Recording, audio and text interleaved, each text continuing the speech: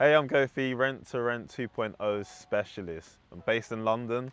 I'm often asked the question about when you're looking to take on an essay, how are you going to be able to tell that you're going to get the occupancy rates that you desire? Now, there are three key points that I'm going to take you through. The first is your market research. Before you take on a deal, you need to understand the area. You need to understand the average nightly rates. You need to understand the rent. You need to understand the demand. And research is key to all of this.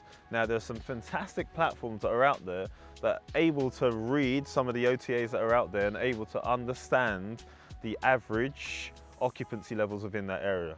Those are great and you can use them.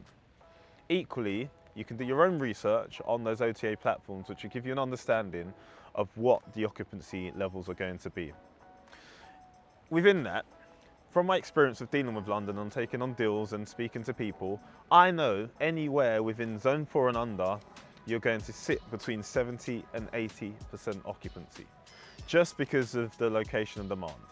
Now, the reason behind this is because within zone 3 to 4, typically you're sitting around 25 to 35 minutes outside of central London. And the majority of people coming into London are coming in to go into central London for one reason or another, whether it's a night out, it's a wedding, it's an event, it's for work, etc. So if you're 25 to 35 minutes out on the underground or the overground, you're going to be in a good place. So you're going to get high demand regardless, right? Because the location is key. Now, in addition to that, there's some guest magnets that you can look out for. I'll give you just a few things like main train stations, tourist attractions, football stadiums, Lord's Cricket Ground, for instance, local businesses. You know, if you're looking at King's Cross, for instance, they've got the massive Google office and Facebook. So places like that are going to have high demand regardless. So you know if you're able to secure a place like that, you're going to get the demand. So my second point, right? And if you're in London, you probably thought about this and you probably asked someone about it. And yes, it's the 90-day rule. I'm asked about this all the time and how, as an SA operator, how you can get around this, all right? So for those of you that know, the 90-day rule is a rule that exists that if you're looking to let your property out on a short-term basis, you can't let it out for any more than 90 days within the calendar year. So how do we get around this? Now, there is a strategic way to get around it, which I wouldn't advise because it means you're going to have to pay lots and lots of money, and that is to change the classification. So for most homes, they're under C3 classification, right?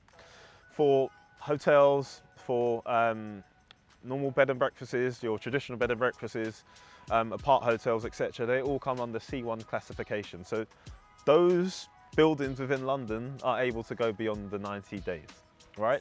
So you could get planning permission on your likely C3 classification to change it to a C1, but that's going to cost you quite a lot of money and it's going to cost you quite a lot of time, which you can't afford if you're guaranteeing rent. If you can secure a booking for 91 days, that doesn't count towards your 90 days. Does that make sense? So coming on to my third point, the key to getting around the 90-day rule is to secure long-term bookings, right? So securing long-term bookings. So how can you do this, all right? Most people start off in SA and focus on getting the deal, focus on getting a house to let out, all right?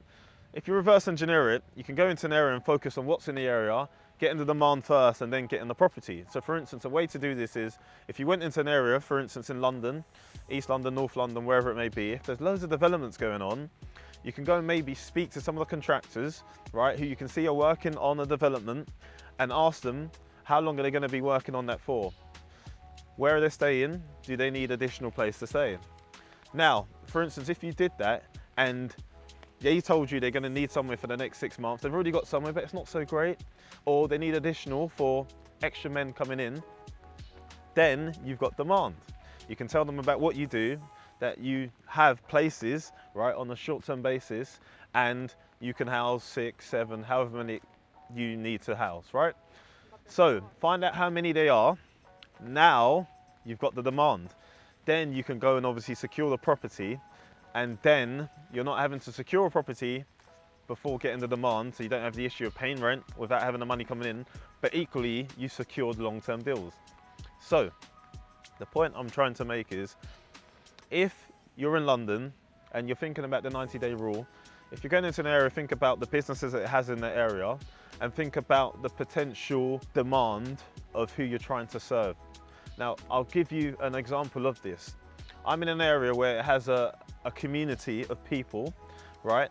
And I've built up relationships within that area where I'm, given leads, right, for that community, traveling from that particular country and coming in to stay for a couple of months.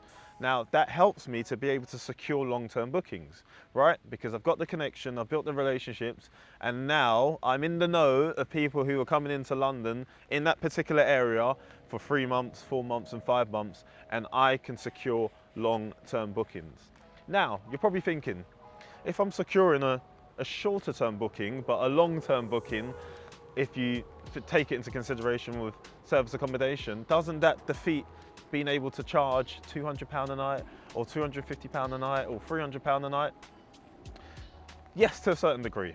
However, if someone's taking your property on for 4 months, you're not necessarily going to charge them the £250 that you can do if it's a 2-night stay, but you can still charge them a significant amount and still make a significant amount of profit. So you need to do your numbers, you need to make sure that you can figure out a profit that you're comfortable with and that you're able to charge out, and then go from there. But think about the bigger picture.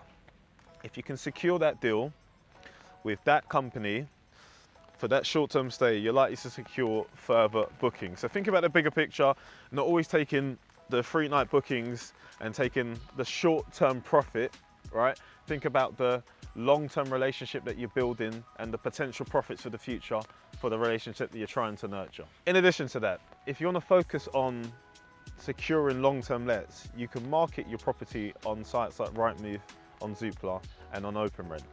I know for most people doing short-term accommodation, they focus on Airbnb, Booking.com, Expedia, and all of those. But if you wanted to get your longer-term bookings, you can put them on some of these longer-term websites, because you've got people who come into the UK, they don't have a bank, they don't have any credentials, and they're not able to secure an AST. And some of them just need a 6-month booking, or a year, or 3 months. And if you're able to provide that, right, through your short-term accommodation, then you've solved their issue. Another way to be able to do that is to have it listed on your OTAs as Airbnb and Booking.com, but just put the minimum night stay up. For most of you, you're probably doing it on 2 to 3 nights. But if you're looking at getting longer term bookings, put it on 14 nights, or put it on 30 nights minimum booking, or put it on 60 nights. And I'm telling you now, there are going to be people who are looking for that sort of booking, right? So in order to secure long-term bookings, think outside the box, reverse engineer it, find the demand first before you find the property, and then also think about how you can attract some of those longer-term bookings. There are loads of platforms out there which you can use, but also begin to build your own relationships with some corporate companies, nurture those relationships, and I'm telling you now, you can secure long-term bookings that are still going to help you to be able to profit very well in the London market.